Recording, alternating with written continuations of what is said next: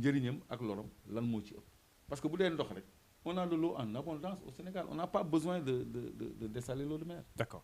Alors, je pense que Yen Tamit, vous avez eu à découvrir ces réponses aussi claires et lucides, mais aussi des fois, comme nous l'avons dit, le débat public doit être alimenté par des questions qui intéressent plus les Sénégalais, donc des questions qui concernent les ressources naturelles, bien sûr, mais aussi la gestion des ressources économiques et financières, parce qu'il y va l'intérêt de tout le monde. Mais bien avant, il y a une petite question, elle est plus que politique, parce qu'il s'agit de la cohabitation des membres de l'opposition. Gis nañu li passé bi société civile bi wootee manifestation gis nañ fa li fa am incident ay événement Pape Djibril Fall ñu ko yuuxoo ñenn ñi wax dañ ko sànni xeer ñenn ñi moom mu dem ba sax qualifié fait yooyu mu jàppe ne loolu c'est une tentative d'assassinat une tentative de meurtre bu ñu demee ba opposition boobu ñoo waroon bokk combat loolu ñuy xeex ñu jàpp ne c'est un combat de principe ñu dem ba si ñoom seen i biir ñoom ñooy xeexoo ñoom ñooy ñàkk déggoo ba tey débat bi dafay mujjee comme s'il y a des oppositions dans l'opposition. Ben c'est vrai qu'il y a des oppositions dans l'opposition. Pape Djibril Fall li ñu ko def c'est à déplorer kenn rafetlu ko parce que en démocratie chacun a droit à la parole même si les sons de cloche sont divergents. Donc on ne doit pas faire de nos différences des divergences. Au contraire ça doit être une richesse. Donc Pape Djibril Fall opinion bi li ñu ko meree mooy il est pas clair dans son orientation politique parce que bi muy campagne il s'est présenté comme un opposant et actuellement beaucoup de gens ont l'impression qu'il s'oppose à l'opposition. Okay. Mais de là à empêcher que mu wax wala agresser ko physiquement bon c'est vrai qu'on n'a pas voulu l'assassiner peut-être qu'il a eu peur mais voilà li ñu ko def daal rafetul ñaaw na trop te waaw c'est dégradant loolu genn gor attanu ko ça fait très mal au cœur ñun sax lañ ci am gàcc ñun ñi fekkee woon scène bi heureusement que man ça m'a échappé parce que dama nekkoon di nuyu ay nit di échanger di def ay selfie ak yooyu tout ça alors bi ma ñëwee lañ ma rendre compte quoi même li ñu def Pape Djibril ma question bi yaa fait mu raconter ma ko ah bon même moi on m'a pris le micro mais comment ça et après je vois Abdou Sané dire que oui politique yi nekk fii personne ne doit prendre la parole la parole doit être au peuple mais quel peuple loolu c'est si homme politique bokk loolu pour askan wi mais homme politique yi ñoo mobilisé. société civile moo woote. moo woote yaatal woote bi. xam nga dafa am loo xam ne nag jot nañu waxtaan ci quoi. mooy lan. société civile moo woote. ñëpp wuyu si ko. yow boo wootee su mu la wuyusee sa gan laa. gan da nga koy jox cër. munoo woo nit ñi ay député ñëw teewal la. ay kilifa ñëw kan lañ jox parole. jox nañ leen ñu toog ñu déglu. waxuma toog déglu de. da ngeen bëggoon wax. ay kilifa nga ñëw woo leen ni leen toog leen waaye du ngeen wax ñun ñooy tànn ñu leen neex ñu wax loolu du respect du cër et c'est pas comme ça que ça se passe man musuma gis loolu ci benn manifestation. dégg nañ Ousmane Sonko di ko ñaawlu daal mel ni. man mii maa ko njëkk a ñaawlu parce que. dichotomie warut a am entre société civile ak parti politique. parce que la démarche mooy la jonction de toutes les forces vives de la nation pour la défense de la démocratie et des libertés. Sans aucune distinction. Sans aucune exclusive. Ok. loolu ñun ñi ñu tuddee société civile sol nañu suñu daal contacter Pastef via Ousmane Sonko pour ñu toog waxtaanee naka la ñuy élargir ce cadre. Je ne déflore pas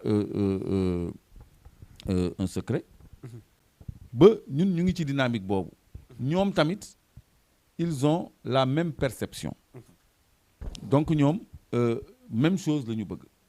kon tey jii bu amee une partie de la société civile boo xam ni moom dafa ni du ànd ak les politiques te bu politiciens yi ñëwul woon bu politique yi ñëwul woon du mobiliser loolu du respect du cër parce que man gis naa fa beaucoup de militants de Pastef la preuve bi Pape Djibril yéegee la foule avec crié dans une clameur Sonko. Donc loolu ça veut dire que le Pastef avait quand même mobilisé. Donc ñooñu Sonko moo indi. Non donte ñëwul woon. Non Sonko indiwul kenn. Sonko a appelé à la mobilisation. Oui. Son appel a fait effet. Oui, donc moom bu wootee ay ndawam dinañu ñëw.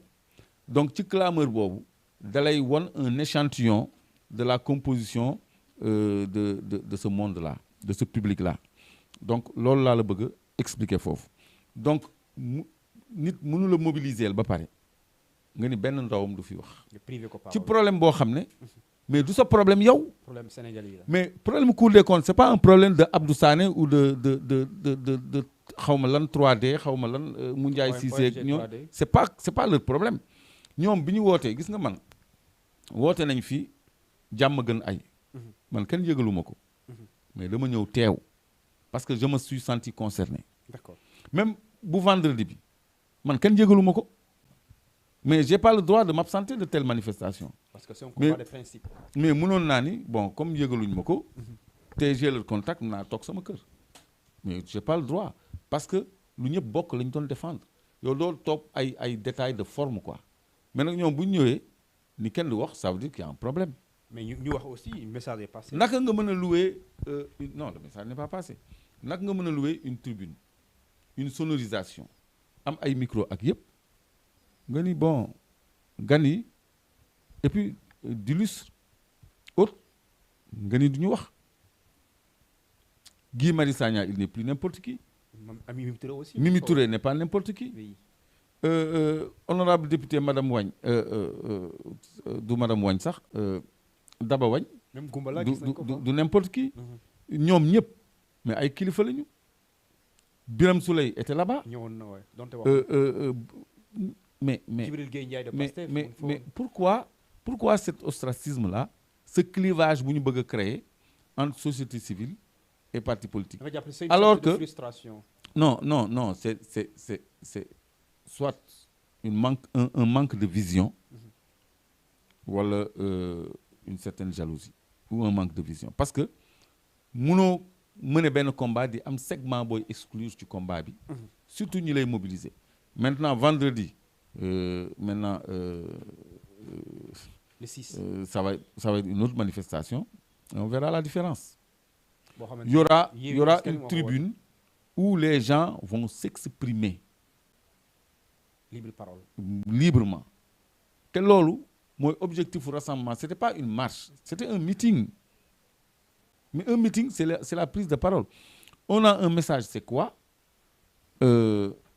c'est nu mu tuddati que lumière soit faite sur la dilapidation de nos ressources.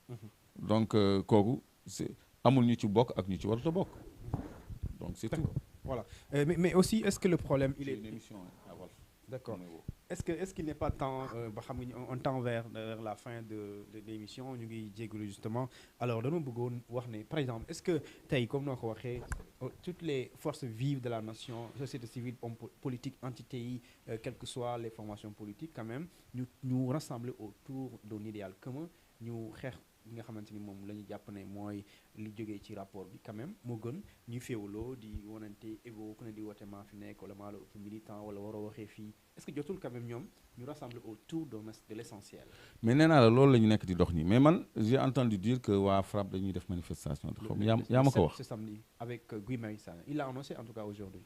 mais xam nga ces luttes sectorielles là la ñu war a def benn say comprendre nga. xeexandoo ko xam nga man tey jii. su fekkee ne yow yaa may yëgal manifestation FRAPP y a un problème parce que Guy je le connais quand même. bien sûr. xam nga donc yooyu la ñu war a xoolaat ñu dem dans un cadre unitaire. parce que au-delà du rapport de la Cour des comptes il y a des problèmes liés à la démocratie et aux libertés parce que tey jii des hommes politiques sont détenus des leaders d'opinion sont détenus de simples citoyens sont détenus ci exprimer seen opinion. wala ñu publier benn post loolu tamit ci expression opinion la bokk. ñii ñu soupçonner leen wala ñu accuser leen de force spéciale. xam nga donc loolu lu ñu war a xeex la. Il y a le troisième mandat qui va se présenter comme débat à un moment ou à un autre de la vie politique. war na fekk ñu am un cadre de lutte. bu structuré bu dëgër. boo xam ni tous ces problèmes là en plus des problèmes de bonne gestion de bonne gouvernance lay jël en compte. nga xam ni si on doit se lever pour réclamer que ni ñu joxee borom faux billets yi nu mu tudd ci Bougazelli ni ñu ko joxee liberté provisoire pour raison de maladie ñu joxee noonu liberté provisoire Pape Alé Niang bu ko defee ñëpp jógandoo benn say xeexandoo ko. d'accord bu ñu bëggee Cour des comptes ak rapport IGE bi épinglé Mimi Touré. ñu def ci la lumière. ñu jógandoo exiger ko. d'accord voilà alors chers internautes, c'en est tout pour aujourd'hui. C'est que xam nañu amoon émission am na tout de suite émission Walfadjri. mais bien sûr alors on est très désolé on a pris votre temps sur ce nga tàggoo ak ñoom ñu bàyyi la nga dem. waaw li may tàggatoo ak yéen daal mooy interpellation laay def sax à l'endroit des leaders politiques.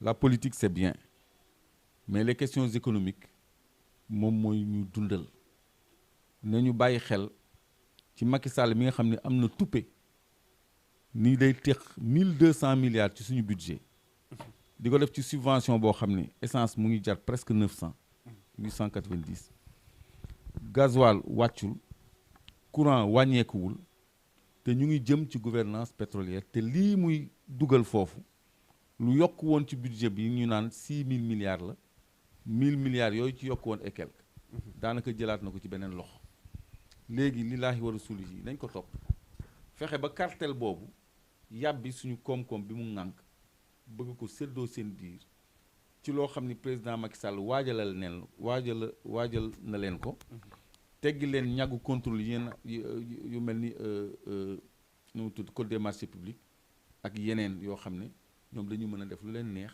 te kenn du leen a saytu donc loolu maa ngi ci woo tous les hommes politiques maa ngi ci woo Yewwi Askan Wi ak Wallu ak Aar ak tout le monde et tous les citoyens également ñu xam ni yooyu tamit ci gouvernance la bokk y a pas que le rapport de la Cour des comptes mais on va vers pire ak li Macky nar nii ci